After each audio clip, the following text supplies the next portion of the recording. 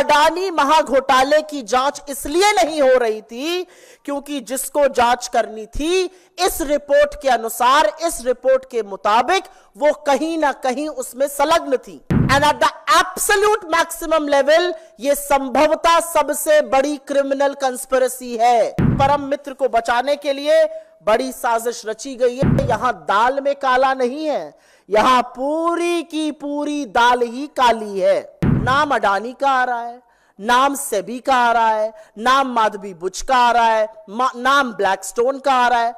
BJP को क्या तकलीफ है? वो काहे दंगल में, अखाड़े में उतरकर बचाव पे आ गए?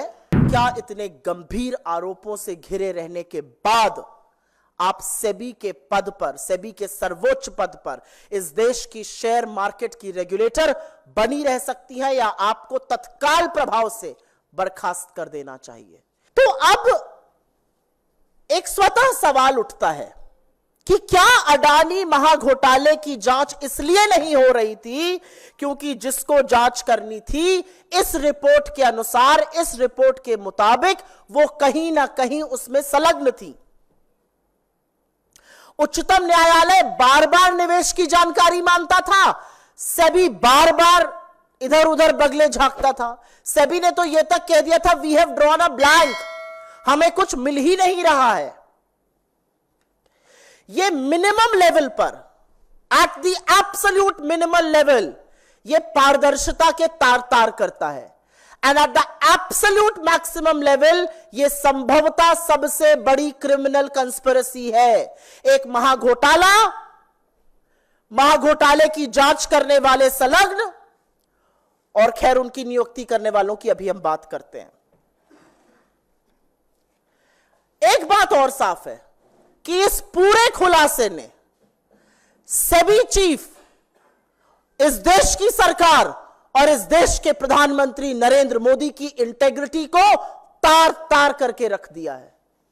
उनकी कोई इंटेग्रिटी नहीं बची है। उनकी साख, उनकी प्रतिष्ठा, उनकी कर्तव्यनिष्ठा पर जबरदस्त सवाल है। वो कटघरे के घेरे में आज खड़े हुए हैं और यह पूरा समझ में आता है कि परम मित्र को बचाने के लिए बड़ी साजिश रची गई है। यहां दाल में काला नहीं है, यहां पूरी की पूरी दाल ही काली है।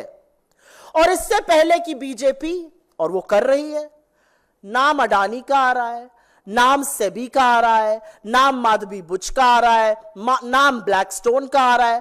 बीजेपी को क्या तकलीफ है? वो काहे दंगल में, अखाड़े में उतरकर बचाव पे आ गए? ये कौन सा तिनका है? क्योंकि दाढ़ी में तिनका तो है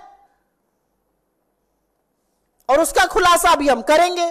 तो इससे पहले कि बीजेपी कहे कि हिंडनबर्ग रिसर्च जो है वो देश विरोधी है, वो अंतरराष्ट्रीय साजिश रच रही है देश के खिलाफ, यहां पर बताना जरूरी है कि लोकतंत्र में सरकार को जवाबदेह बनाने के लिए, ईमानदार बनाने के लिए और सुनिश्चित करने के लिए कि देश के कानून का पालन हो, इसके लिए विपक्ष प्रतिबद्ध है।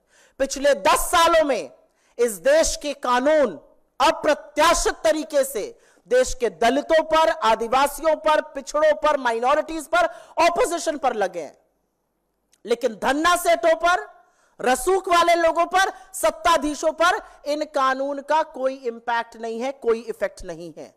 और इसलिए कुछ बहुत जरूरी सवाल है। सवाल सबसे पहले सेबी चीफ माधवी बुच जी से है। पहला सवाल यह है कि क्या आपने 2015 में ग्लोबल डेवलपमेंट अपॉर्चुनिटी फंड का हिस्सा बनकर IPE प्लस फंड 1 में निवेश किया था, जो गौतम अडानी के भाई विनोद अडानी से भी संबंधित है? दूसरा सवाल, जब आप सेबी की पूर्णकालिक सदस्य थी तो क्या आपने IPE प्लस में अपने निवेश को, अपनी शेयर होल्डिंग को सेबी के सामने उसका खुलासा किया था, उसका डिस्क्लोजर किया था या नहीं किया था? क्या आप यह बता पाएंगी कि अडानी एंटरप्राइजेज और उनके पूर्व निर्देशक Anil Ahuja IPE plus fund से किस तरह से संबंधित थे? उन्होंने IIFL के साथ इस फंड की स्थापना कैसे की थी? क्या आप यह बता पाएंगी कि जब आप सेबी की पूर्णकालिक निदेशक थीं तो क्या आपने सिंगापुर में एगोरा पार्टनर्स या भारत में एगोरा पार्टनर्स में हिस्सेदारी शेयर आपके थे या नहीं थे? क्या आपने इसका डिस्क्लोजर सेबी को किया था? क्या आपने इस शेयर होल्डिंग के माध्यम से पैसा कमाया है? क्या आपकी रेवेन्यू स्ट्रीम आई है? किन संस्थाओं ने इस कंसल्टिंग फर्म एगोरा को बिजनेस दिया? क्या आप ये बता सकती हैं? क्योंकि एक वक्त में आपके पास पूरा इसका स्वामित्व था रिपोर्ट के अनुसार। क्या आपने 2022 में एगोरा में अपना स्वामित्व, अपनी शेयर होल्डिंग अपने पति को ट्रांसफर की थी, जैसा कि यह रिपोर्ट कह रही है? वो कौन सी संस्थाएं हैं जो आज भी एगोरा को कंसल्टिंग फर्म, कंसल्टिंग का बिजनेस दे रही हैं? वो भारत की कौन सी कंपनीज है? क्योंकि सेबी चीफ रहते हुए यह डिस्क्लोजर करना भी जरूरी है। क्या आपने सेबी को सूचित किया था कि आपके पति ब्लैकस्टोन से अब संबंधित है, जो रीट्स में एक बहुत बड़ा खिलाड़ी है? आपने या सेबी के किसी समूह ने या सेबी की किसी मीटिंग ने ब्लैकस्टोन से अकेले, अडानी ग्रुप से अकेले या किसी ऐसी कंपनीज के साथ मीटिंग की है जिनका ब्लैकस्टोन और अडानी से लेना देना है? सुप्रीम कोर्ट को सेबी ने कहा हमारे हाथ कुछ नहीं लगा, वी ड्रू अ ब्लैंक। क्या आपने कोर्ट द्वारा स्थापित समिति और इस देश के सर्वोच्च कोर्ट को यह बताया था कि जिन फंडों की जांच आपको सौंपी गई है उनमें से कुछ तथाकथित तौर पर इस रिपोर्ट के मुताबिक वो फंड थे जिनमें आपकी हिस्सेदारी, आपकी शेयर होल्डिंग थी? क्या आपने इसका खुलासा सुप्रीम कोर्ट गठित समिति या खुद सुप्रीम कोर्ट के सामने किया था?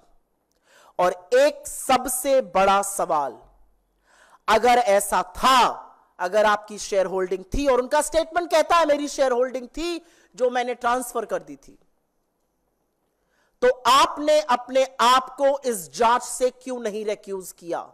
Seizures wife has to be above suspicion. आप कैसे उन फंड की जांच करती रही, अगर करती रही, जिनमें आपका कभी निवेश था, आपके पति उसे संलग्न है? यह कैसे हो सकता है?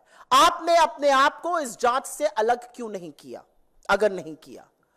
और क्या इतने गंभीर आरोपों से घिरे रहने के बाद आप सेबी के पद पर, सेबी के सर्वोच्च पद पर, इस देश की शेयर मार्केट की रेगुलेटर बनी रह सकती हैं, या आपको तत्काल प्रभाव से बर्खास्त कर देना चाहिए?